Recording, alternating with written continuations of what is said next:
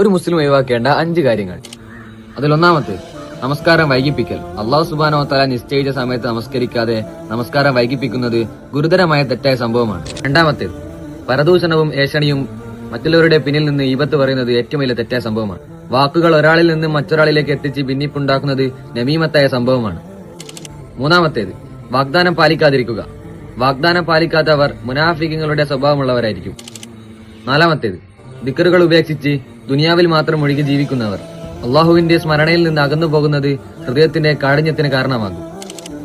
5 തൗബ വൈകിപ്പിക്കൽ. മരണം എപ്പോഴാണ് വരിക എന്നുള്ളത് ആർക്കും അറിയില്ല.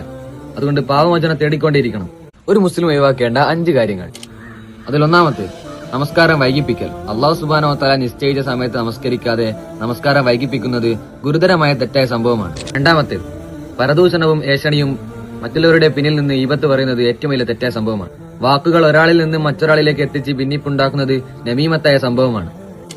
മൂന്നാമത്തേത് വാഗ്ദാനം പാലിക്കാതിരിക്കുക. വാഗ്ദാനം പാലിക്കാത്തവർ മുനാഫിഖുകളുടെ സ്വഭാവമുള്ളവരായിരിക്കും. നാലാമത്തേത് ദിക്റുകൾ ഉപേക്ഷിച്ച് ദുനിയാവിൽ മാത്രം ഒഴുകി ജീവിക്കുന്നവർ. അള്ളാഹുവിന്റെ സ്മരണയിൽ നിന്ന് അകന്നു പോകുന്നത് ഹൃദയത്തിന്റെ കാഠിന്യത്തിന് കാരണമാകും. 5 തൗബ വൈകിപ്പിക്കൽ. മരണം എപ്പോഴാണ് വരിക എന്നുള്ളത് ആർക്കും അറിയില്ല.